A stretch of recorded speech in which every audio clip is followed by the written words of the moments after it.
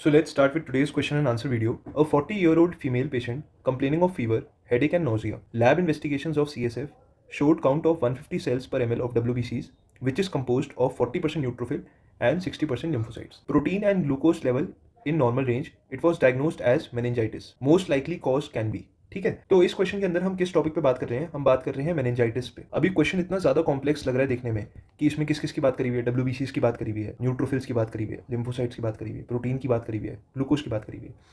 सो देखने में क्वेश्चन बहुत कॉम्प्लेक्स लगेगा और आधे लोग इसे सॉल्व भी नहीं करेंगे और मूव ऑन कर देंगे इस क्वेश्चन से। मैं बता दूं ये नीट 24 का क्वेश्चन है, ठीक है। और जो भी मैं क्वेश्चन आंसर डिस्कस कर रहा हूँ they are of recent years, past 3 years के क्वेश्चन है and they have high chances to come in your exam, ठीक है। तो अब इस क्वेश्चन की बात करते हैं। तो नॉर्मली जो CSF रहता है, सेरिब्रोस्पाइनल फ्लूइड रहता है, इसमें सेल कौन सा प्रिडोमिनेंट रहता है? इट हैज़ लिम्फोसाइट, ठीक है। नॉर्मली लिम्फोसाइट रहता है। ग्लूकोज क्या रहता है? More than 60% of blood glucose रहता है नॉर्मली। और प्रोटीन रहता है अप टू 0.4 ग्राम पर लीटर। अब देखते हैं मेनिंजाइटिस के केस में CSF में क्या दिखेगा। तो अगर टीबी मेनिंजाइटिस है तो सेल टाइप क्या रहेगा? लिम्फोसाइट ही रहेगा। वायरल है तो क्या रहेगा? लिम्फोसाइट ही रहेगा। बैक्टीरियल है तो क्या रहेगा? PMN रहेगा। PMN मतलब न्यूट्रोफिल्स प्रिडोमिनेट कर जाएंगे। फंगल है तो भी क्या रहेगा? लिम्फोसाइट रहेगा। और मेलिग्नेंसी है तो भी क्या रहेगा? लिम्फोसाइट रहेगा, ठीक है।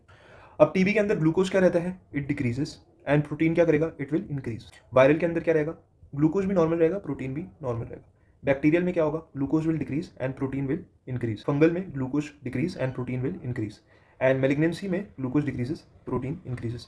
तो इसको याद करने के लिए थोड़ा इजी कर लेते हैं कि अगर हम बैक्टीरियल को छोड़ दें तो बाकी हर मेनिंजाइटिस में जो सेल मिलेगा वो क्या मिलेगा? लिम्फोसाइट मिलेगा। Lymphocyte in all except bacterial. Bacterial में क्या मिलेगा?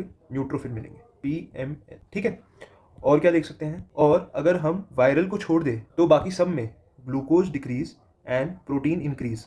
Glucose decrease, protein increase in all except viral, जिसमें क्या रहते हैं? दोनों नॉर्मल रहते हैं, ठीक है।